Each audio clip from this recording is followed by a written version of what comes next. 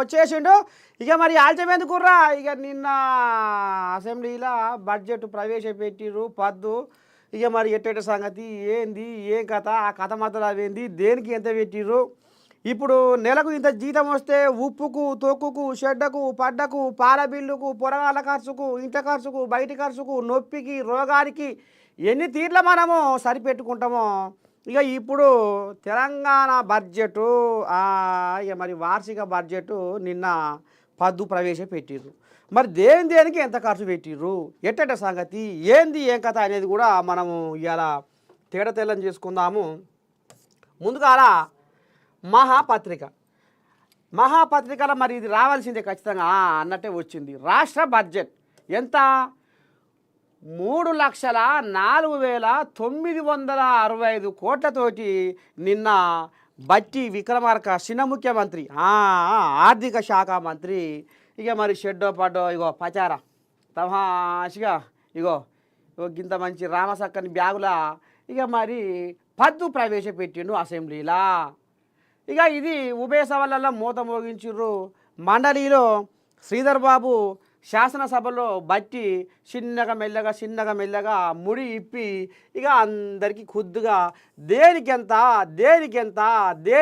అనేది ఇక తమాషగా వాళ్ళు ముచ్చట చెప్పుకొచ్చిర్రు. ఇక 6 గ్యారెంటీలకు కేటాయింపులు అదుర్స్. వహమ్మో నీ దండం పెట్టి నిన్నమన మీ నర్సయ్య తాత ఊర్ల పొంట తిరుగుతుంటే పట్నం హైదరాబాదులో గల్లీలు గాలిస్తుంటే ఏమాయనయ్యో మా రైతు భరోసో ఏమాయనయ్యో మొన్న పోతిగా ఎర్రగడ్డ రైతు బజార్లకు ఏమైంది తాత మాకు పడతలేదు రైతు భరోసా ఏంది కావచ్చు ఏంది ఏ కథ అని ఇక గసబంటోళ్ళు జర్ర ఈ బడ్జెట్ ముచ్చట ఇని జర్రంత పానం నిమ్మలం కావచ్చు నువ్వులా 6 గ్యారెంటీలకైతే మొత్తానికి కేటాయింపులు అదుర్సాట. ఇక మరి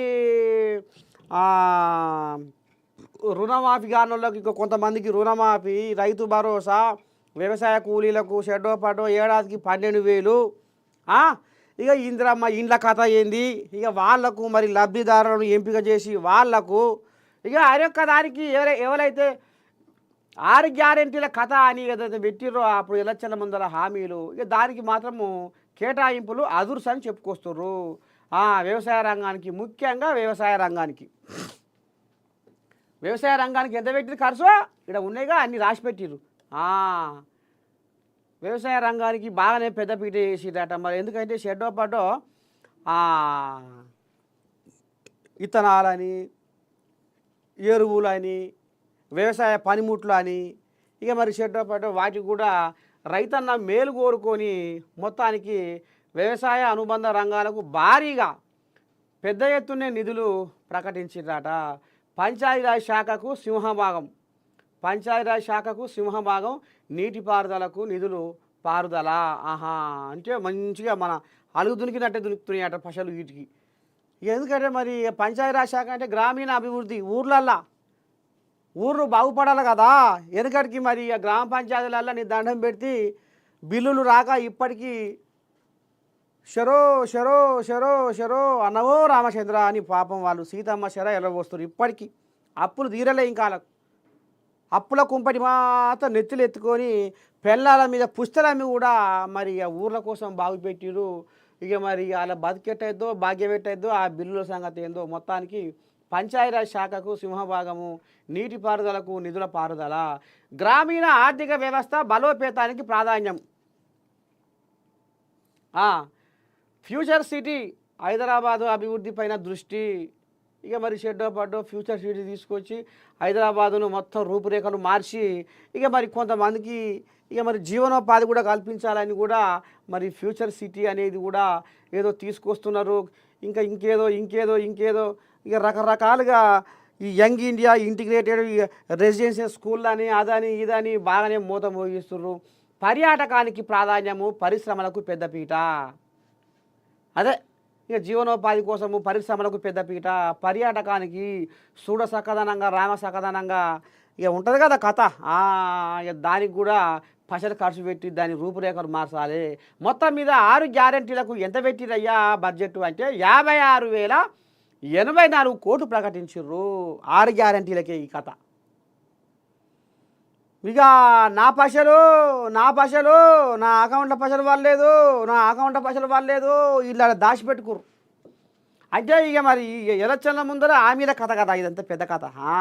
ఇక మరి ఏ పార్టీ అయినా ఎలక్షన్ల ముందర మేము ఇది ఇస్తాం, మేము అది ఇస్తాం, మేము ఇది ఇస్తాం, మేము అది ఇస్తామని ఇక డప్పు కొట్టి చెప్తారు. ఇక ఇది తెలంగాణలో కాదు, రాజ్యం వెలుపున దేశం వెలుపున ఉన్నది కథ. అన్ని రాష్ట్రాలలో గిదే భాగవతం, గిదే కథ. మొత్తానికి 10 ఏళ్ల రాజ్యంలో, పోయిన 10 ఏళ్ల రాజ్యంలో కేసీరావయ్య జనాలను సోమరిపోతుల చేసిండు. మరి ఆయన ఇచ్చినాక ఈయన ఇవ్వకపోతే ఊకుంటారా జనాలు? ఏమయ్యో కేసీరావయ్య బాగానే ఇచ్చుడు, మేము మత పెట్టుకున్నాం, సెక్యూరిటీ పెట్టుకున్నాం, కానీ నువ్వేందయ్యా ఇస్తలేవు అంటే ఈ రకంగా జనాలు తయారైపోయిన ఊరురా. తాత్కాలిక అవసరాల కోసము ఇస్తున్నావా తెస్తున్నావా అన్న ముచ్చటే ఉంది, మేము లొట్టలు వేసుకుంటాం అన్న ముచ్చటే ఉంది. కానీ మరి ఇది ముందు భవిష్యత్ తరాలకు మునుముందు ఎట్లా మన రాష్ట్రాన్ని డెవలప్ చేసుకోవాలి, మన రాష్ట్రాన్ని అభివృద్ధి చేసుకోవాలి, మన ఊరును, మన మండలాన్ని, మన జిల్లాను ఏ రకంగా మనం అభివృద్ధి చేసుకోవాలి, ఒక విద్యాపరంగా, ఒక వైద్యం పరంగా ఎట్లా మనము ఖర్చులు పెట్టి దానికి మనం ఇది చేసుకుందాము. పెద్ద పెద్ద దవాఖానలాగా చేసుకుంటే షెడ్డో పడ్డో విద్యకు వైద్యానికి పెడితే పేదలకు ఉచితంగా అందించిన అదొక భాగ్యం. ఎందుకంటే రిక్షా దొక్కేటువంటి కొడుకు కూడా మరి ఆ బళ్ళల్లో చదువుకొని ప్రయోజకుడు అవుతాడు. దవాఖానలల్లో పశ్చపరకలేని పేదోళ్ళు, నిరుపేదలు కూడా దవాఖాన పోయి చూపించుకొని షెడ్డో పడ్డో ఆరోగ్యంగా ఉంటారు అనేది ఇప్పుడు నేను చెప్పుకొస్తుంది. ఎందుకంటే జనాలు అలవాటు అయిపోయారు కాబట్టి, హామీలకు, ఉచిత హామీలకు అలవాటు అయిపోయారు కాబట్టి ఆయన వేసే కేసీరావయ్య 10 ఏళ్ళు ఇక మరి ఆదాని ఈదాని ఇక రైతు భరోసా, రైతు బంధు పేరు మీదనైతే నీ దండం పెట్టి అడ్డి మారు గుడ్డి దెబ్బ. ఆ పశలు ఎక్కడెక్కడ పెద్ద పెద్ద కాంట్రాక్టర్లకు పోయినాయి. ఆ పశలు పెద్ద పెద్ద భూస్వాములకు, 100,000 ఎకరాల ఉన్నోళ్లకు రైతు బంధు పోయింది. పెద్ద పెద్ద కాంట్రాక్టర్లకు వాళ్ళ అర్రలల్లా త్వరలల్లా కుక్కి పెట్టినా కానీ పట్టని పశలు ఉన్నోళ్ళకు కూడా రైతు బంధు పోయింది. వెంచర్ల కాంచి పోయినాయి. రోడ్డుకు కూడా రైతు బంధు తీసుకున్నారు. ఇటువంటి కథలు నడిచినాయి. ఉచితాలకు జనాలు కూడా అలవాటు అయిపోయిర్రు. మరి ఇప్పుడు ఈయన ఇక మరి రేవంత్ వైఎం కూడా మరి ఎలక్షన్ల ముందర 6 గ్యారెంటీల కథ పెట్టిండు కాబట్టి ఇకపోతే ఊకుంటారా జనాలు? ఓహో నీ దండం పెడితే ఇక మొత్తం మధ్యలో పోతే సరే.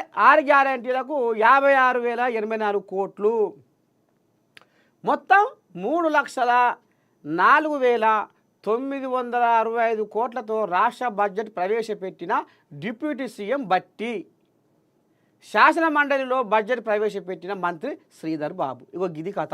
మొత్తానికి ఈ రకంగా ఒక్కసారి పిల్లగా ఇటు కెమెరా తిప్పశా. మొత్తం బడ్జెట్ ఇది 25-26 వార్షిక బడ్జెట్. 25-26 వార్షిక బడ్జెట్ ఎంతనయ్యా అంటే 3,04,965 కోట్లు. మరి దేనికి ఎంత, ఏంది ఏం కథ తాత అంటే వ్యవసాయ రంగానికి 24,439, పశు సంవర్ధ శాఖకు 1,674, పౌర సరఫరాల గిదాని గురించి చెప్పుకోవాలి. పశు సంవర్ధక శాఖ జర్ర పెద్ద మనుషులకు మాత్రము నేను నుంచి మీ నర్సయ్య తాత ఒక్కటి మాత్రం పబ్బతి బయట చెప్తున్నాడు. పశు సంవర్ధక శాఖ ఇప్పటికీ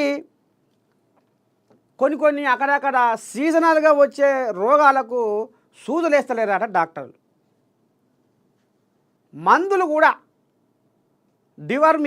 డివర్మింగ్ చేసే మందులు, నట్టల మందులు కూడా మరి అందిపొందని వ్యవహారమే నడుస్తుంది అనేది జర్ర అక్కడక్కడ కూత వినపడుతుంది. కాబట్టి షెడ్డో పడ్డో మరి ఇక దీని మీద కొద్దిగా అంత సోయి పెట్టాలనేది కూడా ఇలా నేను గుర్తు చేస్తూ ఉన్నది. పశు సంవర్ధక శాఖకు 1,674 కోట్లు, పౌర సరఫరాల శాఖకు 5,734 కోట్లు, విద్యాశాఖకు 23,108 కోట్లు, కార్మిక ఉపాధి కల్పనకు 900 కోట్లు, పంచాయతీరాజ్ శాఖ గ్రామీణాభివృద్ధికి 31,605 కోట్లు. బాగానే మలిపిరిటు ఊర్ల పోయింటి మరి, లేకపోతే జనాలు తిరగబడతారు, మరలబడతారు. మహిళా శిశు సంక్షేమానికి 2,862 కోట్లు. షెడ్యూల్ కులాల సంక్షేమం 40,234 కోట్లు. అయ్యో మొత్తం గంటే ఇటే తిప్పిరుగా షెడ్యూల్ కులాలకు. ఆహా ఓ దేవుడో. షెడ్యూల్ తెగలకు 17,169 కోట్లు. వెనుకబడిన తరగతులకు 11,400 కోట్లు. చేనేత రంగానికి 371 కోట్లు. మైనారిటీ సంక్షేమానికి 3,591 కోట్లు. పరిశ్రమ శాఖకు 3,527 కోట్లు. ఐటీ శాఖకు 774, విద్యుత్ శాఖకు 21,221 కోట్లు. వైద్య ఆరోగ్య శాఖకు 12,393 కోట్లు. మున్సిపల్ పరిపాలన పట్టణాభివృద్ధి శాఖకు 17,677 కోట్లు. నీటిపారుదలకు 23,373 కోట్లు. అమ్మ నీళ్ళు వస్తలేవో వస్తలేవో, పంటలు ఎండిపోతున్నాయో, అది అట్లయితుందో ఇది ఇట్లయితుందో, సంసారం అంతా తెరలవుతుందో అని నిర్ణయాలు గట్టిన ఎవరైనా పుసుకున్న నా సొంత పరిగడపోలే. అంటే ఇక దీన్ని బీఆర్ఎస్ కోలియాగలు ఆసరాగా చేసుకొని ఇదే అదునుగా భావించి ఇక కోలియాగలు ఊర్ల పొంట తిరిగి పోటువలు ఈడియలు కొట్టుకొని పాయ్ వచ్చే ఎగగగగగ ఆ రైతుల గోస చూడు, ఇంకో ఈ రైతుల బాధ చూడు. మరి ఇవన్నీ వాళ్ళు చేసిన ఉద్ధారకమే కదా అనేది కూడా మరి కొంతమంది ఆలోచన చేసుకుంటే బాగుంటుంది. 10 ఏళ్ల రాజ్యంలో ఏ ఒక్క ప్రాజెక్టును పూర్తిగా చెయ్యరాయే. కల్వకుర్తి, నెట్టెంపాడు, భీమా, కోయల్ సాగరు, డిండి, ఎస్ఎల్బిసి, కాళేశ్వరము ఏది కూడా వాళ్ళు ఉద్ధారకం చేయరా. ఇది పక్కేసి పండబెట్టిది. మరి ఏమైందిగా దానికి తొర్రలు బొర్రలు. మేడిగడ్డని మందలిస్తే నన్ను ముట్టుకోకయ్యో అని మేడిగడ్డ అంటుండే. దాని తొర్ర మొత్తం వీళ్ళు వీడియో తీసి కాంగ్రెస్ వాళ్ళు ఏకంగా అసెంబ్లీనే సినిమా చూపించే. ఎస్ఎల్బిసి ఎప్పుడో రాజశేఖరయ్య ఉన్నప్పుడు ప్రారంభమైన ఎస్ఎల్బిసి 10 ఏళ్ళు రాజ్యం వెళ్ళి అక్కడ గంటెడు మని తీయరైతులు ఏం చేయకపోతుంది. ఏంటంటే చిప్ప ఎరువులనే ఉంది. 10 ఏళ్ళల్లో దాన్ని ఏమైనా చేసిర్రా? అంటుకుర్రా ముట్టుకుర్రా? పక్కేసి పండబెట్టిర్రు గట్ల. అందుకనే ఇప్పుడు పాలమూరు రంగారెడ్డి కానీ, షెడ్డ కానీ, పడ్డ కానీ, సీతారామ ఏదో లిఫ్ట్ ఇరిగేషన్ కానీ అన్నిటికీ షెడ్డో పడ్డో అక్కడక్కడ మేడిగడ్డకు తొరలు పడగా గసవంటి పొక్కలో బొరియలో షెడ్డో పడ్డో కూడుపుకుంటా ప్రాజెక్టులు కట్టుకుంటా మళ్ళీ రైతులకు నింపి నీళ్ళు ఇచ్చి తెలంగాణను సస్యశ్యామలం చేద్దామని కలలు కంటున్నట్టురు. అందుకనే మొత్తానికైతే ఎన్ని ప్రకటించరు? నీటిపారుదలకు 23,373 కోట్లు. ఏ అయితే పెండింగ్లో ఉన్న ప్రాజెక్టులు ఉన్నాయో ఇక వాటికి మరమ్మతులు చేపట్టి షెడ్డో పడ్డో మళ్ళా నీళ్లు నింపి రైతన్నలకు ఆసరాగా నిలుద్దామని ఈ రకంగా కంకణం కట్టుకుర్రాట. ఓం 10,188. దేవాదాయ 190 కోట్లు. అడవుల పర్యావరణ 1,023. అడవుల పర్యావరణ కాపాడే మన కన్నా అడవి తల్లి మీద కన్నీరే పెడుతుంటే కనికరమే లేదా? ఓ మనిషి పచ్చని ఈ ప్రకృతికి మిత్రులమవుదామురా, జీవ వైవిధ్యాన్ని కాపాడుదామురా. కాపాడే మన కన్నా అడవి తల్లి మీద కన్నీరే పెడుతుంటే కనికరమే లేదా? జర్రంత కనికరించి ఇక మరి అడవుల పర్యావరణానికి మొత్తానికి 1,023 కోట్లు. ముఖ్యంగా అడవుల కాపాడురి. అడవులు ఎంత చల్లగా, ఎంత పచ్చగా, ఎంత ఆరోగ్యంగా ఉంటాయో జనాలు కూడా అంత ఆరోగ్యంగా ఉంటారు. ఇప్పటికే పట్నం హైదరాబాదులో దుమ్ము దూరి మొత్తం మూత మోగుతుంది. ఇక రాబోయే రోజుల్లో కర్రెగలుతుంది అది పొగ. ఆ కర్రెటి బొగ్గు ఇప్పటికే ముక్కులల్లా ఇక ఇంత తడుతుంది ముక్కులల్లా. పట్నంలో ఎక్కడనైనా ఒక 2 కిలోమీటర్లు 3 కిలోమీటర్లు నడిస్తే చాలు. ఒక 2 కిలోమీటర్లు చాలు నీ దండం పెడితే ఇంటి వేవరకన్నా ఇగో ఇంత వేరుకుంటుంది ముక్కుల. మొత్తం వాతావరణం మొత్తం కాలుష్యం అయిపోతుంది. ఇక మరి ఇంకా రేపు మరి ఇంకెట్లయితుందో ఏం కథో కానీ మొత్తానికి ఊపిరితిత్తులలో చేరుకొని రకరకాల బీమార్లు వస్తట్టే ఉన్నాయి. మరి ఎట్లా అరికడతారో ఈ కాలుష్యాన్ని, ఏం చేస్తారో? అడవులను మాత్రం కాపాడుకోవాలి. అడవులు లేకపోతే ఇక వ్యవసాయం కూడా రేపు మరి ఇక పంటలు పండుగ, ఎందుకంటే వానలు కురవక. అడవులే కదా, చెట్లే కదా కారణము వానలు కురుస్తందుకు. ఇక మరి ఎట్లా చేస్తారో ఏం కథ. క్రీడాశాఖ 465 కోట్లు, పర్యాటక 775 కోట్లు, రోడ్లు భవనాలు 5,907 కోట్లు. ఇక మొత్తానికి తెలంగాణ వార్షిక బడ్జెటు ఈ రకంగా ఇక గిట్లా. ఇక ఇండనే 6 గ్యారెంటీలకు ఎంత అయ్యా అంటే 56,084 కోట్లు. 6 గ్యారెంటీలకు. ఎందుకంటే మరి ఎలక్షన్ల ముందర 6 గ్యారెంటీలు చెప్పిరి కేసీరావయ్య అలవాటు చేసి. ఇక వీళ్ళు మరి ఇప్పుడు షెడ్డో పడ్డో మనము భవిష్యత్తు గురించి ఆలోచన చేసి కొన్ని కార్యక్రమాలు చేసుకుందాము, ఎందుకు ఈ పసలంటే ఊకుంటారా? అమ్మో ఎంత ముద్దుకున్నామేమయ్యో కేసీరావయ్య మాకు ఎంత రామసక్కదరంగా ఇచ్చిండు ఆనాడు, నువ్వు ఇవ్వకపోతే ఎట్టనయ్యా అని ఈ రకంగా తీగరాగాలు ఇప్పుడు జనాలే తీస్తారు. ఉచితాలకు అలవాటు పడ్డరు, సోమరిపోతులు అవుతుర్రు, తాగుతుర్రు, తింటుర్రు, పంతుర్రు. నిన్నగా గొర్రెమండి పోతే నీ దండం పెడితే జియ కూడా గొర్రెమండి పోతే అందులో తెలంగాణ గొర్రె ఊపతలేదులా. తెలంగాణ గొర్రె పొడేలు, మేకపోతు, మేక, కోదుమ, మరక జాడకే లేవు. నా మాట అబద్ధం అయితే మీరు జియగూడ మేకల మండి గొర్రెల మండి ఉందిగా ఆడు పోయి చూడుర్రి. అక్కడికి వెళ్ళి మాత్రము రాజస్థాను, ఉత్తరప్రదేశ్, మధ్యప్రదేశ్, మహారాష్ట్ర, కర్ణాటక అక్కడికి వెళ్ళే వస్తున్నాయి ఇక్కడ జీవాలు.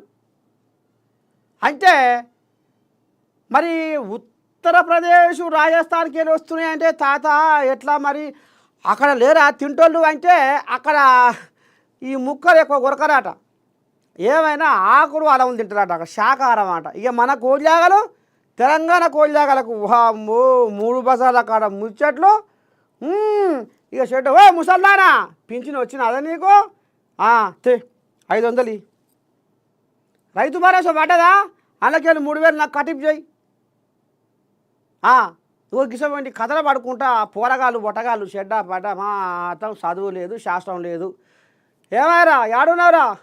ఇవాళ ఏం కోద్దాం, ఇవాళ ఏం తిందాం? ఇగో గిదే ఇంత మటన్ తెచ్చుకుందాము. అగో మొత్తం సుక్కకు ముక్కకు అలవాటు అయిపోయారు. కాబట్టి బయటి రాష్ట్రాలకు వెళ్ళి ఇవాళ మనవి సరిపోతలేవు. మనవి తెలంగాణలో ఏదైతే గొర్రెజీవాలు, మేకలు, చెడ్డపాట వినియో అవి ఎక్కడికక్కడనే అక్కడక్కడనే పోతున్నాయి. ఏ జిల్లాలో ఆ జిల్లాలకే సరిపోతున్నాయి. మరి పట్నం హైదరాబాద్కు అక్కడికి వెళ్ళి రావాల్సి వస్తుంది. ఇగో గిసవంటి కథలు నడుస్తున్నాయి. గిట్లా మరి మాంసానికి గిట్లా అలవాటు అయిపోయారు జనాలు, సుక్కకు ముక్కకు బాగా అలవాటు అయిపోయారు. ఇప్పుడు తెలంగాణలో ఏమి నడుస్తుందయ్యా అంటే సుక్క ముక్క కాలం నడుస్తుందని చెప్పుకోవచ్చునులా మనము. అది కథ. అందుకనే ఇక ఈ ముచ్చట ఇప్పుడు మనం ముంగడేసుకోవాల్సి వచ్చింది. గట్ట ఉచితాలకైతే మొత్తానికి జనాలు అలవాటు అయిపోయిర్రు. ఏమి ఇస్తారు మాకు, ఏం చేస్తారు మాకు? ఓ అమ్మ ఓటై తల్లి, నా సొంతోడు ఎవడన్నా కడుపులో పేగులు లేనోడు, నేను నీకు మంచిగా చేస్తాను, నీ ఆడకట్టు నీ ఊరు మంచిగా చేస్తా తల్లి అంటే తేవు. ఏమిస్తావు? ఆయన 1000 రూపాయలు ఇస్తా అంటుండు, నువ్వేమిస్తావు అయ్యా? ఇగో గిట్లా తయారయ్యారు. మారాలి, మార్పు రావాలి. ఉచితాలకు మనం అసలు అలవాటు పడొద్దు. ఉచితం అంటే ఏది ఉండాలి అయ్యా అంటే ఒక విద్య ఉండాలి, ఒక వైద్యం ఉండాలి. ఈ 2 తప్ప ఏ ఉచితాలు వద్దు. అప్పుడే మన రాష్ట్రం బాగుపడుతుంది, దేశం బాగుపడుతుంది. అట్లా ఇక ఇప్పుడు అందరు గట్టినే తయారయ్యారు. ఉచితాలని ఉచితాల పేరు మీద. ఓ అమ్మా నీళ్ళు ఇక్కడ తెప్పినగా వచ్చింది ఫామ్ హౌస్ కోయాగు. ఓ లక్కమా ఎటువా ఏంది ఏం కథ? గజ్వేలు ఎమ్మెల్యే క్యాంప్ ఆఫీసుకు టూలెట్ బోర్డు రామ ఏడుకొచ్చిందేములా కథ? అయ్యో భగవంతా.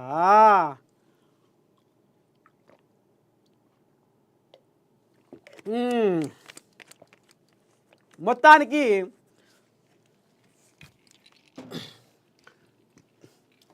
గజ్వేల్లో ఎమ్మెల్యే క్యాంప్ ఆఫీస్కు టూలెట్ బోర్డు పెట్టింది అట కోరియాగలు. గజ్వేల్ నియోజకవర్గ ఎమ్మెల్యే క్యాంపు కార్యాలయం వద్ద బుధవారం ఉద్రిక్త వాతావరణం నెలకొంది. ఎమ్మెల్యే క్యాంపు కార్యాలయానికి బీజేపీ నేతలు to let for Gajwel MLA camp office అనే బోర్డు తొలగించారు. అంతేకాక వాంటెడ్ గజ్వేల్ ఎమ్మెల్యే బోర్డు కూడా ఏర్పాటు చేసి నిరసన తెలియజేశారు. ఇంకేంది 5వ పేజీలో ఉందట, ఇంకేం రాసిలో చూద్దాము. మా ఎంత కథ జరగబట్టే, ఓ దేవుడా, ఎరివాపిరా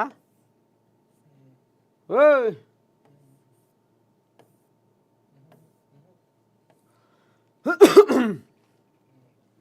5వ పేజీ ఆడ ఉంది అది. ఈ సందర్భంగా గజ్వేల్ ఎమ్మెల్యే క్యాంపు కార్యాలయం ముందు బైఠాయించి ఆందోళన వ్యక్తం చేశారు. అంతేకాక కేసీఆర్ డౌన్ డౌన్ అని, కేసీఆర్ బయటికి రావాలి అని పలు నినాదాలు చేసుకుంటా వాంటెడ్ గజ్వేల్ ఎమ్మెల్యే అని ప్లకార్డులను ప్రదర్శించారు. రంగంలోకి దిగిన పోలీసులు అదుపులోకి తీసుకునే ప్రయత్నం చేశారు. దీంతో బీజేపీ నేతలు పోలీసులకు మధ్య స్వల్ప ఉద్రిక్తత చోటు చేసుకున్నది. అనంతరం పోలీసులు బీజేపీ నేతలను అరెస్ట్ చేసి ఎమ్మెల్యే క్యాంప్ ఆఫీస్ నుంచి తరలించారు. రామ ఓ అమ్మ, ఏడికి వచ్చిందేముండ కథ. ఇక మరి నిన్న సోషల్ మీడియాలో గజ్వేల్ ఎమ్మెల్యే కనబడతలేడు, గజ్వేల్ ఎమ్మెల్యే కనబడతలేడు, గజ్వేల్ ఎమ్మెల్యే కనబడతలేడు, ఎక్కడ వాయే, ఏమాయే, ఏడ ఉంటుండు, ఏడ తింటుండు, ఏడ వంతుండు. రామ వచ్చేటి పోయేటి ఓయన్నలారా, మా పెద్ద మనిషి జాడ తెలిసిందా. వచ్చేటి పోయేటి ఓయన్నలారా, మా పెద్ద మనిషి జాడ తెలిసిందా. అమ్మా, పెద్ద మనిషి ఏమో తమాషిగా ఫామ్ హౌస్లో ముద్దుగా వచ్చేటి పోయేటి ఓయన్నలారా, మా పెద్ద మనిషి జాడ తెలిసిందా. జర ఇట్లా జర చెయ్యి పెట్టుకుంటాడు మూతి మీద, ఈ చెయ్యి, ఇది చెయ్యి. వచ్చేటి పోయేటి ఓయన్నలారా, మా పెద్ద మనిషి జాడ తెలిసిందా. రామ పెద్ద మనిషి యాళ్ళకు ఇంత సలబొట్టు పోసుకుంటుండు. సలబొట్టు పోసుకొని బుక్కడి బువ్వ తినుకుంటా నమో నారాయణ, నమో నారాయణ అని నడిట్లా వంతుండు. ఇక మరి మమ్మల్ని పట్టించుకుంటలేడు, మా అంటుకు వస్తలేడు, మా సొంటుకు వస్తలేడు, అసెంబ్లీకి పోతలేడు, మాట్లాడతలేడు, ఏది లేదు, ఎక్కలేదు. మనుదిన పామోలే ఫామ్ హౌస్కి అంకితమైండు కేసీరావు. ఇందుకనే మేము గెలిపించింది, ఎందుకు గెలిచిండు, ఎందుకు పోటీ చేసిండు, ఎందుకు మరి ఈయనకు ఇంకా రాజకీయం పెత్తడానికి వచ్చినాక షెడ్డో పడ్డో కొడుకున్నాడు, బిడ్డ ఉన్నది, అల్లుడు ఉన్నాడు, వాళ్ళ మీదనే ఇరగా నూకి ఊకసప్పుడు గంట మలుచుకొని పండుకోక తోక ముడుచుకొని ఉండక ఎందుకు ఇంకా ఈయనకు రాజకీయం అనేది ఇప్పుడు గజ్వేల్ నియోజకవర్గ జనగాలు మన్ను దుమ్ము సాపన పెట్టుకుంటా మొత్తం ఇదే పని మీద ఉంటారట. అందరు ఎమ్మెల్యేలు పోయి అసెంబ్లీలో కొట్లాడుతుంటే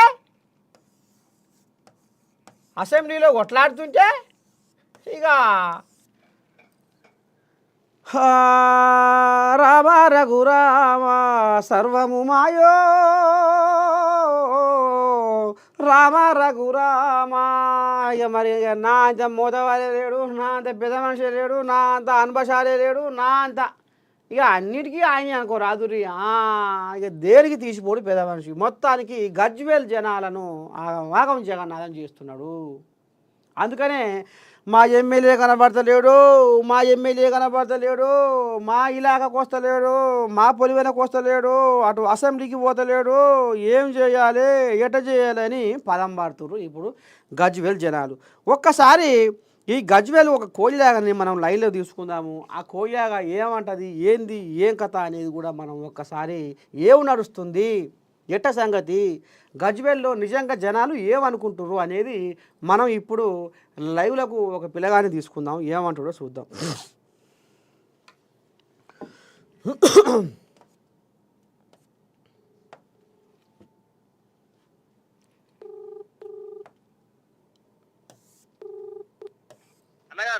ఓ పిల్లగా, శనార్థి ఏం సంగతి. మరి పెద్ద మనిషి నువ్వు లైవ్లో ఉన్నావు, ఓ పిల్లగా లైవ్లో ఉన్నావు. ఏం లేదు, మీ ఊరు ఎక్కడ, మీ కథ ఎక్కడ, మీ కార్ఖానా ఎక్కడ, ఒక్కసారి మా నేను ప్రేక్షకులకు చెప్పుకో. ప్రేక్షకులకు అందరికీ నమస్కారం. మాది ఉమ్మడి మెదక్ జిల్లా, ఇప్పుడు ప్రస్తుతం సిద్దిపేట జిల్లా. ఏం పేరు? నా పేరు బొడ్డు నరసింహ యాదవ్. ప్రస్తుతానికి తాజా మాజీ సర్పంచ్ను. ఇప్పుడు ఏం లేదు పిల్లగా ఒక మాట గజ్వేల్ల ఏదో అందరు పోయి ఎమ్మెల్యే క్యాంప్ ఆఫీస్కు తాళం వేసిర్రాట. మరి ఎట్టట సంగతి, మా ఎమ్మెల్యే కనపడతలేడు, మాకు మళ్ళీ ఎమ్మెల్యే కావాలి, ఇంకో ఎమ్మెల్యే కావాలి అనేది తారాడుతుర్రాట. అసలు ఏం నడుస్తుంది గజ్వేల్ నియోజకవర్గంలో? గజ్వేల్ నియోజకవర్గమే కాదు, ఇవాళ తెలంగాణ మొత్తంలో కూడా నిజంగా ఇలా కేసీఆర్ తగిన బుద్ధి చెప్తే నిజంగా ఆయన అన్నట్టే ఆయన ఏం చేస్తున్నా అంటే నేను ఫామ్ హౌస్ లోనే పడుకుంటా అన్నాడు నన్ను ఓడగొడితే. కానీ అదేదో ఎమ్మెల్యే ఓడిపోతే బాగుండు, నిజంగా ఆ ప్రజలకు అక్కడ ఆ నియోజకవర్గానికి అన్యాయం జరుగుతుంది. ఇలా ప్రతిపక్ష నాయకుడిగా ఉండి ఇలా ప్రజల వైపు ఉండి నిజంగా ప్రభుత్వాన్ని ఎప్పటికప్పుడు నిలదీస్తూ ప్రజల వైపు ఉంటూ నిజంగా అనుభవం ఉన్న ఒక తెలంగాణ వచ్చిన తర్వాత 9 సంవత్సరాలు మీరు సీఎం గా ఉండి నీకున్నటువంటి అనుభవాలను ఇలా కాంగ్రెస్ పార్టీకి ఎందుకు నువ్వు సలహాలు ఇవ్వట్లేదు, ఎందుకు నువ్వు ప్రజల పక్షాన పోరాటం చేయట్లేదు, ఇలా నువ్వు ఎందుకు నిమ్మలంగా నువ్వు ఇలా తడిపట్టు వేసుకొని నిమ్మలంగా ఫామ్ హౌస్ లో పడుకున్నారు. ఇలా గజ్వేల్ ప్రజలకు, ఇలా గజ్వేల్ నియోజకవర్గంలో ఉండే ప్రతి ప్రజలకు కూడా ఇలా వాళ్ళకు మేల్కొని నిన్ననే క్యాంప్ ఆఫీస్ కూడా తాళం వేస్తా అని అక్కడికి వెళ్ళడం జరిగింది. అట్లాంటప్పుడు ఆ క్యాంప్ ఆఫీసు ఆయనకు అంత అవసరమా? నిజంగా ఆయన ఫామ్ హౌస్ ఉండాలనుకున్నప్పుడు ఆయనకు నిజంగా గజ్వేల్ నియోజకవర్గం ప్రజలు అవసరం లేనప్పుడు, తెలంగాణ ప్రజలు అవసరం లేనప్పుడు ఆ ప్రతిపక్ష హోదా కూడా అవసరమా అని ఇలా గజ్వేల్లో ఉన్నటువంటి ప్రజలు, ఇలా తెలంగాణలో ఉన్నటువంటి ప్రతి ప్రజలు కూడా ప్రశ్నిస్తున్నారు. అంటుర్రా జనాలు, ఊర్లపన్న జనాలు అంటుర్రా, జనాలు అంటున్నారు. మరి ఆయనే నన్ను ఓడగొడితే పక్కేసుకొని పండుకుంటే బైకాడ ఆయనగా మరి అన్నట్టే చేస్తుండేమో. అదే ఆయన ముందే చెప్పిండు, ఆయన కావాల్సింది అధికారం, ఆయన కావాల్సింది పదవులు, వాళ్ళకి కావాల్సింది ప్రజలు కాదు, ప్రజల సమస్యలు కాదు. ఆయన కావాల్సింది ఎప్పుడు అధికారం కావాలి, మన కుటుంబం ఎప్పుడు ఏ రకంగా ఆ పదవులలో ఉండాలి, ఏ రకంగా అలసలు చేయాలనే ఆలోచన తప్ప ప్రజల వైపు మాత్రం లేడు ఆయన. ప్రతిపక్ష హోదా అనేది చాలా కీలకమైన హోదా, చాలా చాలా అంటే చాలా ప్రతిదీ 24 గంటలు ప్రజల గురించి పనిచేసే ఒక మంచి హోదా అది. అట్లాంటి హోదాను పక్కన పెట్టి నిజంగా ఆయన ఫామ్ హౌస్ లో పండుకున్నంటే ఆయన అన్నమాట నిజమే కదా, ఆయన అన్నమాట నెరవేర్చుకుంటున్నాడు కదా. ప్రజలు ఏమైతే ఏంది, ప్రజలు మల్లన్న సాగర్ కొట్టుకోపోతున్నారా, మీరు గంగలు కొట్టుకోపోతున్నారా, ఆయనకు అవసరం లేదు. మరి ఇప్పుడు మల్లన్న సాగర్లో ముంపు బాధితులు ఎంతమంది 14 ఊర్లా ఏమో అన్నారు. మరి ఆనాడు వీళ్ళకు న్యాయం జరగలేదా? ఆ ముంపు బాధితులకు మళ్ళా వాళ్ళు ఏదో దీన్ని మొత్తం పక్కేసి పండబెట్టిరు, మాకు న్యాయం జరగలేదు, ఇండ్లకు ఇళ్ళు అన్నారు, భూములకు భూములు అన్నారు, అదే ఇదని మరి పుకారాలు వేస్తుంది. ఇది నిజమేనా? కొంతమందికి అని ఇచ్చిరా, ఉత్తదేనా? ఆ మాటలు కూడా వాస్తవం. చాలా మంది కుటుంబాలకు, కొంతమందికి ఫ్లాట్లు రాలేదు, కొంతమందికి రిజిస్ట్రేషన్ కాలేదు, కొంతమందికి ఇంకా కొద్ది మందికి ప్యాకేజీ కూడా అందలేదు. పాపం వాళ్ళు అస్త వ్యవస్థగా వాళ్ళ జీవితమే గందరగోళంగా కుక్కలు చెప్పిన ఇస్తారి మాదిరిగా నిజంగా చాలా అస్తభిన్నంగా ఉన్నది. మరి ఎట్లా మరి ఈ రోజుకు ఇలా నేను అదే చెప్తున్నాను, గత ప్రభుత్వంలో ఆయనకు తలకెక్కిన పొగరుతో నిజంగా చెప్పాలంటే ఆయన నాకెవరు అని మాట్లాడినటువంటి మాటలు ఇలా ఆ రోజు మా సర్పంచ్ అరికోస పెట్టిండు. ఇలా ఉప సర్పంచ్ చెక్ పవర్ ఇచ్చి ఇలా ప్రభుత్వం పోయే ఒక 20 నెలల ముందు నుంచి ఎలాంటి డబ్బులు జీపీలకు విడుదల చేయకుండా అలా చెక్కులను కూడా ఫ్రీజింగ్ పెట్టి ఇలా వాళ్ళ ఉసురు కలకల దాకింది. ఇలా ప్రాజెక్టులో పోయినటువంటి కుటుంబాల ఉసురు, ఇలా తెలంగాణలో ఉన్నటువంటి సర్పంచ్ల ఉసురు తాకి ఇలా నిజంగా ఆయన ఫామ్ హౌస్ కి పరిమితమైండు. తాత ఇప్పుడు ఈ బీఆర్ఎస్ కోళ్ళాగలు అంటే నోరు తెరిస్తే ప్రాజెక్టులలో నీళ్లు నింపుతలేరు, రైతులకు ఇష్టపెడతలేరు, రైతులకు ఉసురు పంచుకుంటున్నారు అని ఇప్పుడు బీఆర్ఎస్ కోళ్ళాగలే లేఖలు కొడుతున్నాయి. కానీ ముఖ్యంగా ఇప్పుడు కేటీ రాములు, హరీష్ రావు జబ్బలు జరుచుకుంటున్నారు. ఓ రైతులని కలవరిస్తున్నారు, నిద్రలో కూడా లేచి కలవరిస్తున్నారు అట్నే తెలంగాణ రైతులని. మరి ఇప్పుడు ఈ పాపము మరి ఇప్పుడు ఈ కాంగ్రెస్ వాళ్ళదంటవా లేకపోతే బీఆర్ఎస్ వాళ్ళదంటవా? నాకు మల్లన్న సాగర్ ప్రాజెక్టుకు 1/2 కిలోమీటర్ దూరమే ఉంటా. నా మల్లన్న సాగర్ ప్రాజెక్టు కింద ఉన్నటువంటి నా దుబ్బాక నియోజకవర్గం, ఇది దుబ్బాక నియోజకవర్గంలో ఉంది. సుమారుగా 13 ఊర్లు పోయినాయి, 6 గ్రామ పంచాయతీలు పోయినాయి. అయినా ఇక్కడ దుబ్బాకలో ఒక ఎల్లారెడ్డిపేట గ్రామానికి తప్ప ఇక్కడ దుబ్బాకలో ఎలాంటి చెరువులు ఇంతవరకు నిండలేదు.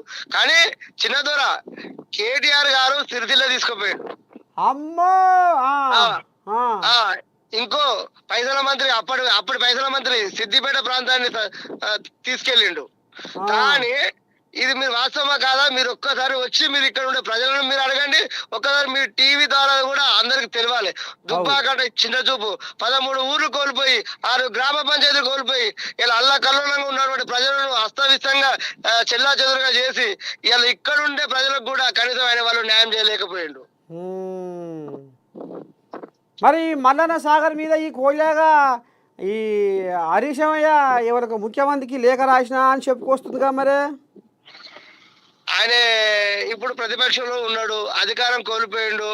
ఆయన పైసల మంత్రి ఉన్నప్పుడు అప్పుడే మా అందరికి మా సర్పంచ్ ఆదుకొని ఉంటే ఎంత బాగుండు. ఇవాళ ఆయనకి ఏం చేయాలి, ఎట్లా చేయాలి, ఏం మాట్లాడాలి, మళ్ళీ రేపు మాకు ఏ రకంగా అయితే మరి మాకు రేపు సీఎం సీటు రాగలుగుతుంది. వీలైతే ఒకవేళ పెద్దతోడు తర్వాత నేను ఎక్కాలా ఎట్లా అనే ఆలోచనతోని ఆయన లేఖలు రాస్తూ ఉంటాడు. ఆయన ఇంకొక మాట కూడా చెప్పిండు, నాకు దుబ్బాకలో 2020లో జరిగినటువంటి ఉప ఎలక్షన్ లో కూడా నాకు గజ్వేల్ నాకు దుబ్బాక ఒక కన్ను, సిద్దిపేట ఒక కన్ను అన్నాడు. అది మాటలుగా పరిమితం. ఇప్పుడు ఓపెన్ నుంచి పప్పు కారుస్తుండు అది. మరి ఇంకా తాత మరి ఎట్లా మరి కేసీరావు ఇటునే మరి బాయికాడినే పండుకుంటే మరి రేపు గజ్వేల్ జనాలు మరి ఇంకేం చేయగలుగుతారు? ఇంకేమైనా గుసగుస నడుస్తుందా? ఏం లేదు, శాశ్వతంగానే ఫామ్ హౌస్కే పరిమితం చేద్దాం అనుకుంటున్నారు. అట్లాంటప్పుడు ఆ భవనం ఎందుకు? అక్కడ నాయకులను అక్కడ ప్రజలను పట్టించుకోనప్పుడు, అక్కడ కష్ట సుఖాలు చూడనప్పుడు నిజంగా మాకు ఒక ఎమ్మెల్యే ఉన్నాడు అని వాళ్ళు అనుకుంటలేరు కదా. అసలు నువ్వు ప్రజల మధ్యకి వెళ్ళి ప్రతిపక్ష నేతగా వెళ్ళి నువ్వు గజ్వేలను లేకపోతే ఇంకెక్కడనో ప్రజల తరపున మాట్లాడితే కదా అసలు మాకు ఒక ఎమ్మెల్యే ఉన్నాడని. అసలు గజ్వేల్ అనేది ఇలా పేరు లేకుండా చేస్తుండు కేసీఆర్ గారు. మరి ఇప్పుడు రాంగపోంగా నిన్న కోళ్ళేగలు బాగానే కాలు దువ్వి లెంకలకు వచ్చినాయట. అది కేసీరావుగా మాత్రం స్పందించకపోతే, మా మాట శవున పెట్టకపోతే మేము ఆఖరికి ఎర్రవల్లి ఫామ్ హౌస్ కూడా ముట్టడిస్తాము అని ఏదో అన్నారట. మరి ఆ కథ ఏమైనా నడుస్తుందా? ప్రజలు తలుచుకుంటే ఏదైనా చేయగలుగుతారు. ప్రజలు తలుచుకుంటే మీకు తెలుసు, మలిదశ ఉద్యమంలో తెలంగాణ ఉద్యమాన్ని ఎంత ఉపెత్తున లేపిరో తెలుసు. అట్లాంటిది గడ్డ నా సిద్దిపేట గడ్డ, అట్లాంటిది నా ఉమ్మడి మెదక్ జిల్లా. ఉద్యమాలకి ఒక మంచి పేరున్న జిల్లా. ఇలా ఉద్యమమే ఊపిరిగా ఉన్నటువంటి నా ఉమ్మడి మెదక్ జిల్లాలో, నా గజ్వేల్ ప్రాంతంలో ఇంత చైతన్యవంతులుగా ఉంటారు ప్రజలు. వాళ్ళకి తెలుసు కదా, వాళ్ళు తలుచుకుంటే ఏదైనా చేయగలుగుతారు. ప్రజలు ఒక్కసారి ఆగ్రహానికి వస్తే సునామీ వస్తుంది. ఆ సునామీలో కేసీఆర్ ఫామ్ అది కూడా కొట్టుకుపోవాల్సిన పరిస్థితి వస్తే కూడా దాన్ని ఎవరు కూడా ఆపలేరు. అమ్మా అయితే మరి దగ్గరనే ఉందా ఏంది ఆ కథ? అట్లే పడుకొని ఉంటే అట్లే అవుతుంది కదా. ప్రతిపక్ష హోదా అనేది ఎంత కీలకమైందో మీకు తెలియదా? మొత్తానికి ప్రతిపక్ష హోదాగా ఇక్కడ సర్కారును నిలదీస్తలేడు, ప్రభుత్వాన్ని ప్రశ్నిస్తలేడు, ఇక్కడ ప్రజలకు న్యాయం చేస్తలేడు అనేది ఇదొకటి ఉంది పెంట. మళ్ళీ పోతే గజ్వేల్ నియోజకవర్గ జనాలకు ఆముగ్దారిగా ఉండి ఎమ్మెల్యేగా ఉండి మరి అక్కడ అంటుకోకుండా ఆయన పోయి ముఖం చూపించకుండా ఏ పని చేయకుండా మొత్తం పరాకత్తుగా బైకాన్ని పక్కేసుకొని పండుకుంటుండంటావు. అంతే. సరే, ఇక మరి ఈ పిల్లగారి అమ్మాయి గిట్ల ఉంది. మరి రేపు ఇంకా ఏదో చేయబోతారట, ఇంకో ఏమో చేస్తారట. మొత్తానికి కేసీరావయ్య ఫామ్ హౌస్ నుంచి అసెంబ్లీకి రాకపోతే ఇక ఏం చేయాలి, ఎట్లా చేయాలనేది అక్కడ ఊర్ల పూట మాత్రం గుసగుస నడుస్తుంది. ఇంకే మరి ఎవరైనా సరే ఊరుకుంటారా? ఇప్పుడు అరొక్క ఎమ్మెల్యే వచ్చి అసెంబ్లీలో మాట్లాడుతుంటే నేను బైకానే పంతా, నేను పోను అయితే నడుస్తుందా? మళ్ళీ ప్రతిపక్ష నేత నువ్వేనైతే అదే నా వల్ల కాదు.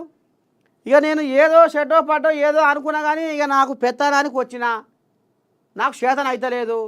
నిన్న మొన్న పట్నం హైదరాబాద్లో మా ఇంటికాడ కాలు జారి పడ్డా, ఇంట్లో బొక్క కూడా పట్టుకుంది, అది కలకు అంటుంది. ఆయనకు నాకు పానం నిలకడ ఉంటలేదు, నాకు తినకూడు పేగి పడతలేదు పెద్ద కుర్చీ పోయినాక. ఇక మరి ఈ బదనం నాకెందుకు? ఎమ్మెల్యేగా ఉండి అసెంబ్లీలో పోయి కొట్లాడతలేడు, మాట్లాడతలేడు జనాల గురించి, మరి షెడ్డో పడ్డో తారాడతలేడు అనేది కూడా ఆ బదనా నాకెందుకు? ఈ బదనా వద్దు.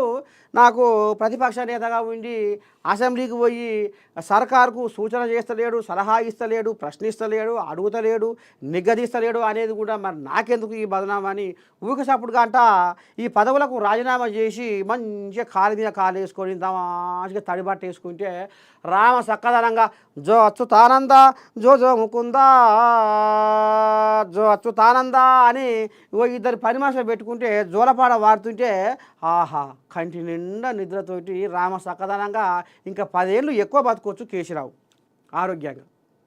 కానీ ఇది ఏం సకదానం, సాట్ల తవుడు పూసి కుక్కలకు ఎట్లాంటి పెట్టినట్టు ఇప్పుడు అరొక్కరికి సంద అవుతుంది, జనాలు ఊకుంటలేరు. గిది అందుకనే మా ఎమ్మెల్యే కనబడతలేడు, మా ఎమ్మెల్యే కనబడతలేడు, గజ్వేల్ ఎమ్మెల్యే కనబడతలేడు అని లాభో దివో మొత్తుకుంటున్నారట గజ్వేల్ల. ఇక మరి పెద్ద మనిషి ఏమో ఫామ్ హౌస్లో బాయికాడ తమ పక్కేసుకొని పండుకుండు. గిది కథ, గిది ఉద్దారకం. మొత్తానికి కేసీరావయ్య భాగవతము గింత రామ సక్కదనంగా ఉరుకులో పెడుతుందిలా చూడాల. మరి ఎవరి నోరు ఎట్లాంటిదో, ఎవరి శాపం ఎట్లాంటిదో, ఇంకా ఏం కానుందో.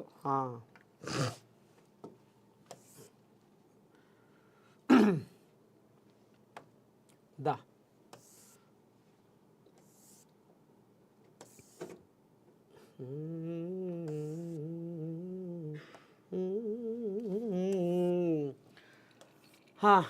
జ్యోతిని పట్టుకొచ్చిన.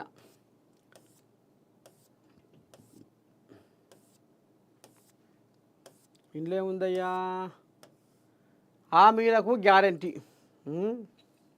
అదే 56,084 కోట్లు అనేది. ఇక మరి ఏదైతే వీళ్ళు ఎలక్షన్ల ముందర 6 గ్యారెంటీలు ఇచ్చారో 6 గ్యారెంటీలకు గ్యారెంటీ అనేది ఇక దేనికెంత అనేది కూడా అమ్మో ఆహా. స్మితా సబర్వాల్ కారు అద్దె నెలకు ₹63,000. రామ రామ ఉయ్యాలో, రామ ఉయ్యాలా, రామ ఉయ్యాలో, రామ ఉయ్యాలా. రామ సక్కని తల్లి ఉయ్యాలో, తెర మీదికి వచ్చింది ఉయ్యాలో, మా సక్కని తల్లి ఉయ్యాలో, మా మంచి తల్లి ఉయ్యాలో. ఈ తల్లి ఇప్పుడు నీ దండం పెట్టి ప్రతి ఒక్క ఫోన్లల్లా ఇప్పుడు మోతం పోతుందట ఈ తల్లిది. ఇక ఈ తల్లి భాగవతం ఏంటంటే వ్యవసాయ వర్సిటీ నుంచి 90 నెలల పాటు మొత్తము 56 లక్షల పైచిలకు అప్పట్లో సీఎంఓ అదనపు కార్యదర్శిగా స్మిత వర్సిటీ నుంచి అద్దె ఎందుకు చెల్లించారు? ఏజీ ఆడిట్లో అభ్యంతరం, తప్పు జరిగితే సర్కారు దృష్టికి వీసీ. అయితే ఇప్పుడు ఈ రామసక్కని తల్లి ఏం చేసిందయ్యా అంటే ఇక బాగానే గతంలో మంచిగా కరీంనగర్ కలెక్టర్గా, మెదక్ కలెక్టర్గా, ఇక మరి చిన్న కలెక్టర్ కాంచి పెద్ద కలెక్టర్ దాకా ఎదిగి కమిషనర్గా చేసింది. మంచిగా తిప్పల పడ్డది, బాగానే చేసింది. ఆఖరికి వస్తారు కల్లా ఇక మరి కేసీరావయ్య ఏరి కోరి ముద్దుగా ఏం చేసిండు, ఆయన కార్యాలయంలో ఇక ఈమెని అదనపు కార్యదర్శిగా నియమించుకున్నాడు. ఎప్పుడు కేసీరావయ్య అయ్యాంలో అదనపు కార్యదర్శిగా సీఎంఓలో ముఖ్యమంత్రి కార్యాలయంలో అదనపు కార్యదర్శిగా కొలువు ఏర్పాటు చేసిండు ఈమెకు సక్కని తల్లికి. ఇక మరి ఈ తల్లి ఇక బాగానే ఆనాడు జర్ర ఇంతో అంతో సేవ చేసింది, షెడ్డో పడ్డో కొంత మార్పు తీసుకొచ్చింది అనేది కూడా కొద్ది సరే ఉన్నది చెప్పుకుందాం, నిజాలే మాట్లాడుకుందాం, మంచిది అనేది ఒక ముద్ర వేసుకున్నది బాగానే ఉంది. కానీ ఇక మరి ఏ ఊట్లకి ఏమైందో ఏం కదో మధ్యలో కూడా దివ్యాంగులను కించపరిచినట్టుగా మాట్లాడింది అనే కారణించి ఈమెకు శనిదేవుడు నెత్తిలో కూర్చున్నాడు. మనుషులకు కొంత ఏమవుతుంది అంటే అహంకారం అనేది ఎప్పుడైతే మనిషికి స్టార్ట్ అవుతుందో మొదలవుతుందో ఇక మచ్చలు ఇక జీవితం మీద మనకు మచ్చలు కూడా ఆ రకంగా మన పతనానికి అవి కారణమవుతాయి. అయితే ఈ దివ్యాంగులు ఏమో అంటే పెద్ద పెద్ద చదువులు చదివి కలెక్టర్లు, ఐపీఎస్లు వీళ్ళు సకంగా చేయుండే సకంగా కాలున్నది, వీళ్ళు ఏడ వేసి చేస్తారు, ఏడ సర్వీస్ చేస్తారు అనేది కూడా జర ఏమంతా నోట్లోకి వెళ్ళి మాట జారితే అప్పుడు దివ్యాంగులు ఈమె మీద వేసేదే రాయి పోసేదే మన్ను. మేము ఫిజికల్గా లేకపోవచ్చు కానీ మెంటల్గా మేము అన్ని తీర్లో ఉన్నాం, మాకు అన్ని తీర్ల తెలివి ఉంది. ఇవాళ కాళ్ళు లేకపోయినా కేంద్ర మంత్రిగా పని చేయలేదా జైపాల్ రెడ్డి? చెప్పు. ఎంతోమంది ఉన్నారు. ఇక మరి మాకు కాళ్ళతోని చేతులతోని షెడ్డో పడ్డో మాకు దేవుడు ఇచ్చినట్టుగా ఉన్నాము. ఇక ఏం చేస్తాము, మాకు అదే దేవుడు మన దారి చూపిండు. మేము కూడా మరి మీకంటే ధీటుగా మాకు తెలివి ఉంది, మీకంటే బ్రహ్మాండంగా మేము చేయగలుగుతాము అనేది కూడా ఈ దివ్యాంగుల నుంచి కూడా శాపనార్థాలు తిన్నది ఈ తల్లి.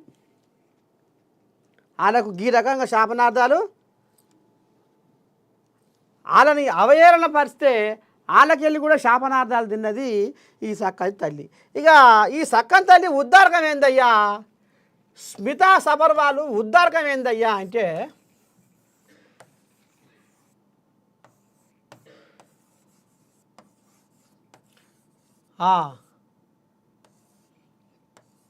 అయితే ఈమె సీఎంఓలో అదనపు కార్యదర్శిగా ఉన్నప్పుడు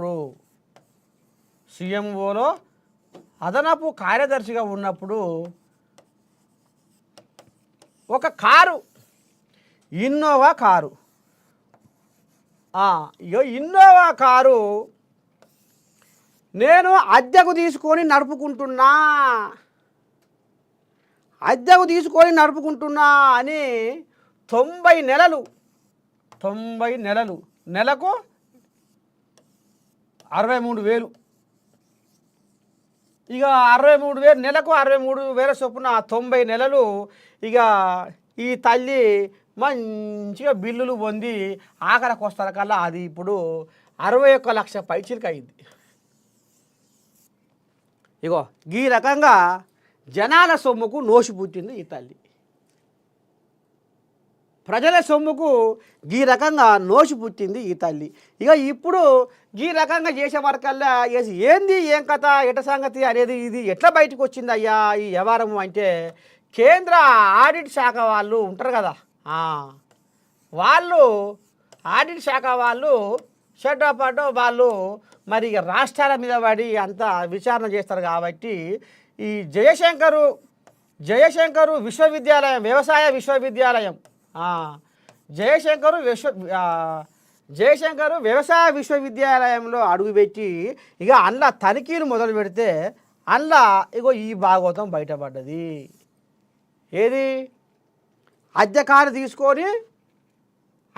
తీసుకొని ఇవి నడుపుకుంటే 90 నెలల పాటు నెలకు 61 లక్షలు, నెలకు 61,000, 63,000, నెలకు 63,000 కట్టినట్టుగా ఈమె 90 నెలలు ఇగో ఇన్ని లక్షలు 61 లక్షలు తీసుకొని ప్రజల సొమ్ముకు నోసి పుట్టింది అనేది ఇప్పుడు బహిర్గతం అయ్యింది. ఇక మరి ఎట్లా ఏంది ఏం కథ అంటే అక్కడ వీసీ అయ్యో రామ గిదేంది ఏ కథ గిది గిట్లా అంటే ఇక దానికి నేను సర్కారుకు మొరబెట్టుకుంటా, సర్కారు చెప్తా ఈ ముచ్చట. మరి ఇన్నన్న పాటు నాకు కూడా తెలియదు. ఆ కారు చల్లకుండా ఆ కారు నెంబరు ఈసీ ఎంత ఉంది అన్న 6345 ఈ నెంబర్ బండి ఎక్కడిది ఏం కథ అని ఆరాధిస్తే ఇది పవన్ కుమార్ అనేటోని పేరు మీద, పవన్ కుమార్ అనే ఈ మనిషి పేరు మీద అది రిజిస్టర్ అయి ఉందట. గిది కథ. ఇక ఈ కథ బయటపడగానే ఇక ఈమె చేసింది దొంగతనము, మోసం చేసింది అనేది ఇప్పుడు తెర బయటకు వస్తుంది. ఇక ఈమెకు మరి ఇక నోటీసుల మీద నోటీసులు పోతే రేపు ఏం జరగనున్నది, ఏంది ఏం కథ అనేది మరి సర్కారు ఏ రకంగా ఈమె మీద చర్య తీసుకుంటుంది. ఈమె చేసిన పని మాత్రము బుద్ధిగల పని కాదు, ప్రజల సొమ్మును లూటీ చేసింది. ఒక ఐఏఎస్ అధికారిగా ఉండి గింత దిగజాడు స్థాయికి ప్రజల సొమ్మును ఈ రకంగా లూటీ చేసి వాడుకున్నదంటే ఇక ఈమె గతంలో రామచక్కని పనులు చేసింది, ఈ పని చేసింది, ఆ పని చేసింది, ఈ పథకం పెట్టింది, ఆ రకంగా ప్రోత్సాహం అందించింది, ఈ రకంగా మార్గం చూపింది, అడ్మినిస్ట్రేషన్ గిట్ల నడిపించింది, గిట్ల ఉరుకులో పెట్టించింది అంటే ఎవరు నమ్ముతారు? ఇక అంటే నువ్వు చేసే పనులలో ఏదో ఒక అంటే నీకు కపట బుద్ధి ఉన్నది అనేది ఇప్పుడు సోషల్ మీడియా కోడి పుంజై కూస్తుంది. ఊకుంటుందా సోషల్ మీడియా? ఎవరు ఊకున్నా ఎవరు ఊకోకపోయినా సోషల్ మీడియా ఊకోదు. అట్లా బావి నోరు మూస్తాం కానీ సోషల్ మీడియా నోరు ముయ్యలేం. సముద్రం నోరైనా ముయ్యొచ్చు కానీ సోషల్ మీడియా నోరు ముయ్యలేము. ఇప్పుడు సోషల్ మీడియాలో ఈ స్మితా సబర్వాల్ పేరు నాట్యం ఆడుతున్నది. చూడాలి మరి సర్కారు ఏ రకమైన చర్య తీసుకుంటుంది, ఏంది ఏం కథ అనేది మనం ముందు చూద్దాం.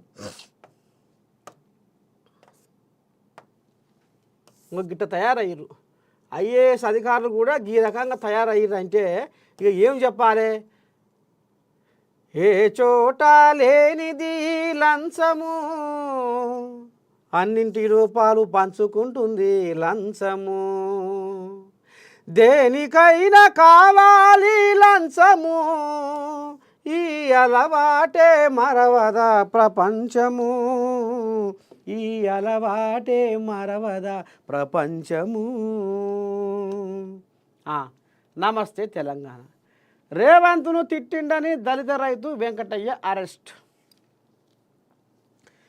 ఇక వీళ్ళు సొకం పూసలు టీఆర్ఎస్ భవన్లో పిలిపించి అన్నీ ఎక్క చెప్పి నేర్పి చేసి అన్నీ ఏదేదో చేసి నిన్న పెద్ద రాద్ధాంతం జరిగే కదా. రేవంతం అయ్యను అసలు ఒక్క మాట అంటుంటే ఒక్కొక్క మాట గుండెకు తూట్లు పడుతున్నాయి. ఆ మాటలు గా రకంగా అనిపించి ఇక ఉద్దారకము చేసిన ఘనత వీళ్ళదే, బీఆర్ఎస్ వాళ్ళదే. మళ్ళీ ఇప్పుడు ఏదో రేవంత్ను తిట్టిండని దళిత రైతు వెంకటయ్య అరెస్టు. అన్నం పల్లెం గుంజేసి ఎందుకంటే ఇప్పుడు ఈ కోళ్ళ దగ్గరకి ఇది చాలా అవసరం కదా ఇప్పుడు. అయితే అయ్యా దళిత రైతు అంటున్నావు, సరే మీ మాట మీ కొంగులనే వేద్దాం. దళిత రైతు వాజివే. మరి మీరు హుజురాబాదు ఎలక్షన్లలో ఉప ఎన్నిక ఎలక్షన్లలో దళిత బంధు అని తీసుకొచ్చి ఈటెల రాజేందర్ని మెడకు బట్టేసి గొర్ర గుంజుకపోయి కారు దింపి అవతల ఎత్తేసి మళ్ళీ ఉప ఎన్నిక తీసుకొచ్చారు. ఉప ఎన్నికలో మీరు దళిత బంధును ముంగటేసి అక్కడ ఓట్లు జనాలతోని రామసక్కదనంగా గుంజుకొని వాళ్ళని మలుపుకొని వాళ్ళని ఆకర్షితులను చేసుకొని దళిత బంధు పేరు మీద మీరు తీరొక్క వేషాలు వేసారు. ఇక అదే దళిత బంధు ఈటెల రాజేందర్ని ఓడగొట్టాలని దళిత బంధుని తీసుకొచ్చి ఈ దళిత బంధు ఒక్క మనిషికి 10 లక్షలు అన్నారు. ఎందుకంటే ఇప్పుడు దళిత రైతు గురించి వాళ్ళే చెప్తారు కాబట్టి మనం దళితుల ముచ్చటే ముంగటేసుకుందాం. అయితే 10 లక్షల రూపాయలు ఒక మనిషికి ఇస్తాము దళిత బంధు స్కీమ్ అని పెట్టిర్రు. మరి ఏడ ఉద్దారకం చేసిరయ్యా మీరు దళితులు? ఏడాది కూడా మీరు దళితులా? అయ్యో రామా, కొంతమంది అయితే భర్తలకు ఎడవాసి భర్తలు చచ్చిపోయి భార్యలు ఇదైపోయి ఇప్పుడు రెక్కలు ఏమన్నా ఇట్టిట కదిలిస్తేనే వసవసాన్ని రెక్కలు ముక్కలు చేసుకొని చెమట ఒడిపిస్తేనే ఇక్కడ బువ్వ గసవంటోళ్లకు కాదని, గసవంటోళ్లను అసలు మా కంటికి వాళ్ళు కనపడరని ఏం చేసిరయ్యా? దొంగలకు సద్దులు కట్టేటోళ్లకు, పార్టీ జెండాలు మోసేటోళ్లకు, ఛాయ బిస్కెట్లు అందించేటోళ్లకు ఈ దళిత బంధును అంటగట్టిరు. ఇక ఇంట్లో స్వయాన కేసీరావే అన్నాడు. ఏమన్నాడు? దళిత బంధులో ఎమ్మెల్యేకు 3 లక్షలు పోతున్నాయట, చిట్టా మొత్తం నా దగ్గర ఉంది, నేను ఇప్పదీసి వాళ్లకు చిప్పకూడు తినబెడతా, మొత్తం నేను ఏం చేయాలో నాకు తెలుసు, అందరి భాగవతం నా దగ్గర ఉంది, దళిత బంధులో ఎవరెవరు ఏం తీసుకుంటారు, ఎంత తీసుకుంటారు, ఎంతమంది తీసుకుంటారు కూడా నాకు ఎరికే అని కేసీరావయ్యనే కుండ బద్దలు కొట్టి చెప్పిండు స్వయాన. అప్పుడు ఆయన ముఖ్యమంత్రిగా ఉన్నప్పుడే. ఇక ఎవరికి అందింది ఈ దళిత బంధు? సామాన్య జనానికి. ఎమ్మెల్యేకు 3 లక్షలు, షోటా మోటా నాయకులకు 1 లక్ష. ఇక ఇంట్లో మళ్ళా ఎవరైతే లబ్ధిదారుడు ఉంటాడో లబ్ధిదారునికి షోటా మోటా నాయకులకు ఇంకో ఆయన ఉంటాడు,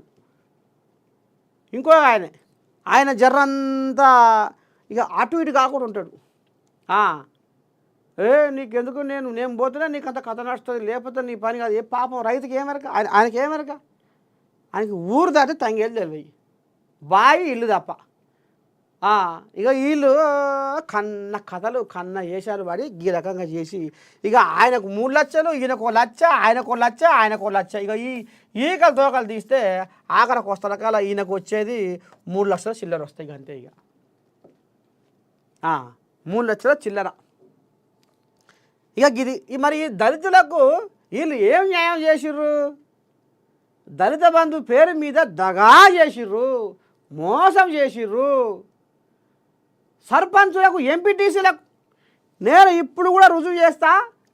చౌటుప్పల్ ఇలాకాలో ఒక ఊళ్ళే ఎంపీటీసీ డబ్బులు తీసుకుని, దళిత బంధు డబ్బులు తీసుకుని ఒక ఎంపీటీసీ ఆ ఊళ్ళే అన్నమో రామచంద్ర అని పొట్ట చేత పట్టుకొని అడింబాట పట్టి దేవుడా నారాయణ అని పాపం పబ్బతి పట్టే దళితులు నిరుపేదలు అసవంటున్నాం కాదని ఒక ఎంపీటీసీ తీసుకున్నాడు. నేను చూసిన స్వయాన, నేను పోయినా ఆ ఊరికి చౌటుప్పల్ ఇలాకల. దీని మీద ఎవరైనా చర్చకు వస్తే నేను సిద్ధం, నేను మాట్లాడిస్తా ఆ ఊళ్ళతోటి, ఆ ఊరికే పోదాం. దళితుల మీద బీఆర్ఎస్లకు ఏ పాటి ప్రేమ ఉన్నది, ఏ పాటి అభిమానం ఉన్నది అనేది ఆ ఊరికి పోతేనే తెలుస్తుంది. వేరే ఊర్లలో కూడా కథలు మస్తు నడిచినాయి, కానీ నా కళ్ళ ముందర జరిగిన ముచ్చట అది, నాకు ఎరుకున్న ముచ్చట అది. నేను ఆ ఊరికి పోతే ఆ ఊరోళ్ళు వస అని వలపోసుకుంటా మాట్లాడిర్రు. ఉన్నాడేమో పని మీద పోతే జరిగింది ఆ కథ. ఇగో ఇది ఈ రకంగా వీళ్ళు దళిత బంధు పేరు మీద దీన్ని దగా బంద్ చేసి ఇవాళ పాపము ఈ దళితుల ఉసురు పంచుకున్న చరిత్ర బీఆర్ఎస్ ఉన్నది కాదా? మళ్ళీ ఇప్పుడు దళిత బంధు అది దళితుని తిట్టిండు. బీఆర్ఎస్ భవన్లకు పిలిపించి వాళ్లకు లేనిపోని వాడిని ఎక్కించి కాయించి నేర్పి ఆ వీడియోలు రిలీజ్ చేసిన చరిత్ర మీది కాదా? గిసవంటి వేషాలు వేసుకుంటా, గిసవంటి కథలు పడుకుంటా, గిన్ని తీగరాగాలు తీసుకుంటా, మళ్ళా దళిత రైతులు తిట్టిండని అరెస్ట్ చేయించిండని మళ్ళీ ఇప్పుడు సొక్కంపూస పలుకులు, చిలుక పలుకులు పలుకుతుర్రు బీఆర్ఎస్ వాళ్ళు. ఇంకో ఇది కథ. మొత్తానికైతే ఇక మార్నింగ్ న్యూస్ విత్ నర్సయ్య తాత. ఏదైనా నిజాలే మాట్లాడుకుందాం, నిర్భయంగా మాట్లాడుకుందాం, ఉన్నది ఉన్నట్టుగా. చలో మరి ఇవాళతోని మార్నింగ్ న్యూస్ విత్ నర్సయ్య తాత వార్తలకు మరి సెలవు చెప్తున్నా.